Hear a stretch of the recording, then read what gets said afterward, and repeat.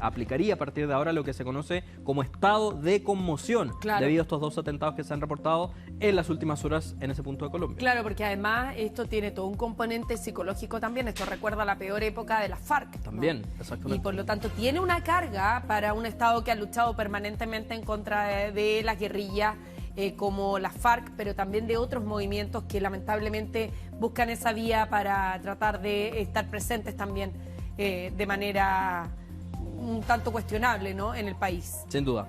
Actualicemos ahora, Karina, lo que ha ocurrido en Medio Oriente, específicamente en la Franja de Gaza. Esta puede que sea una de las noticias internacionales que marque esta jornada, porque solamente hace 2 horas atrás, desde la ONU, Naciones Unidas acaban de declarar oficialmente la situación de hambruna que se está viviendo en la Franja de Gaza. Acá ya desde hace varias semanas se venía conversando, habían varios reportes de la prensa que apuntaban a que efectivamente se estaba registrando una situación de hambruna, pero faltaba la pronunciación oficial de una de las entidades más respetadas a la hora de hablar de hambruna, que es ni más ni menos que la Organización de Naciones Unidas. Es esa entidad finalmente quien esta mañana, primera hora de esta mañana, para hora local, hora chilena, emite finalmente un comunicado muy contundente donde determina que efectivamente la situación que está atravesando la Franja de Gaza es de hambruna extrema, y también en parte de este comunicado lo que apunta finalmente esta entidad a que esta situación lamentablemente está siendo producida debido al actuar humano, es decir, acá no hay ningún otro tipo de factor que no sea el hombre que está detrás de esta hambruna que ya está de manera oficialmente declarada en la Franja de Gaza. Y lo que dice también parte de este comunicado, además de obviamente condenar lo grave que es toda esta situación, dice que debido a que esta situación está siendo producida por el hombre, asimismo también puede ser revertida. Y en ese contexto es el secretario general de las Naciones Unidas, Antonio Guterres, quien hace un enfático llamado a Israel de que una vez por todas finalmente habilite todas las vías posibles para finalmente que se pueda otorgar la ayuda humanitaria que tanto necesitan los millones de habitantes que permanecen ahí. Vemos, ya quedan prácticamente solo escombros en la Franja de Gaza, pero aún así hay muchísima gente que eso es su hogar, es lo único que tienen prácticamente, sí. Y es por eso también que es tan dramático ahora que ya está oficializada finalmente la situación de hambruna. Y aquí también la reflexión general es cómo no existe ningún tipo de organismo, a pesar de estos informes, de estos reconocimientos de Naciones Unidas, no existe ningún organismo vinculante que obligue a Israel a abrir la frontera, claro, para el ingreso de alimentos a la Franja de Gaza, pero abrirla con todas las garantías que eso exige, porque hay un sinnúmero de ONGs dispuestas a ayudar. Hay un sinnúmero de organizaciones que tienen alimentos para llevar a la Franja de Gaza, sí, pero no les permiten entrar. Claro. Y tampoco les permiten organizar la entrega de alimentos para que se eviten situaciones como esta que estamos viendo aquí en las imágenes.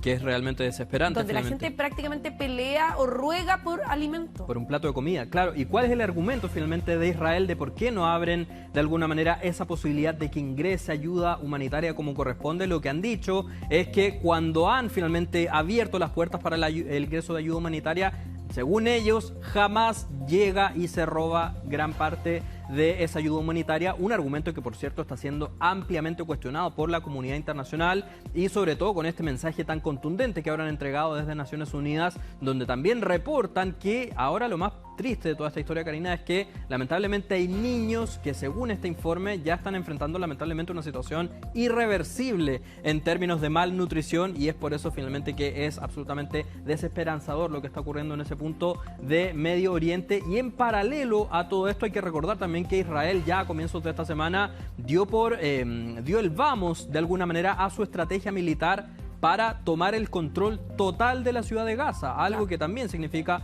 el desplazamiento de cerca de 1 millón de personas. Es decir, acá la situación está en un nivel extremo de gravedad, y ahora esperemos finalmente que Israel de alguna manera responda en buenos términos a este informe tan contundente que ha emitido Naciones Unidas. Que por lo menos le tome el peso, ¿no?, a lo que esto significa también. Y yo me imagino que Benjamín Netanyahu en algún minuto pudiera tener o hacer la reflexión de cómo va a pasar después él a la historia, ¿no? Exactamente. Cómo va a quedar su nombre en la historia. Ya son más de 20 países los que, por cierto, han condenado el plan de Netanyahu de tomar el control total de la ciudad de Gaza. Vamos a hablar ahora, Karina, de Estados Unidos, porque hay varios medios internacionales que están reportando que el presidente Donald Trump ahora se estaría intentando bajar de las conversaciones, de los diálogos entre Rusia y Ucrania. Recordemos que a comienzos de esta semana se había anunciado que Donald Trump estaba detrás de los preparativos de una eventual cumbre de Vladimir Putin con Volodymyr Zelensky. De hecho, al canciller alemán se le salió, entre comillas, por decirlo de alguna manera, que esta cumbre tendría lugar por lo menos en unas 2 semanas.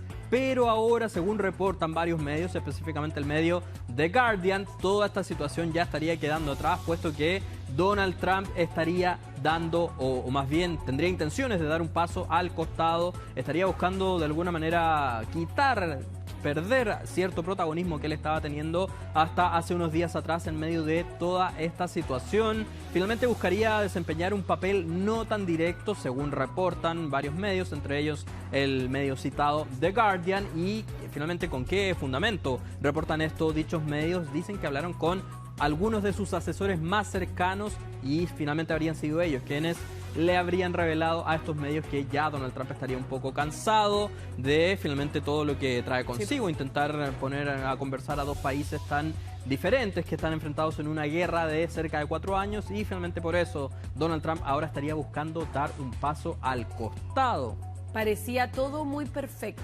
¿Te acuerdas que dudábamos de cómo este diálogo iba a ser tan fácil? Primero entre Donald Trump y Vladimir Putin, cómo era que Donald Trump daba todo muy por sentado, y en paralelo Putin seguía atacando a Ucrania y con uno de los mayores ataques, la mayor ofensiva del último tiempo.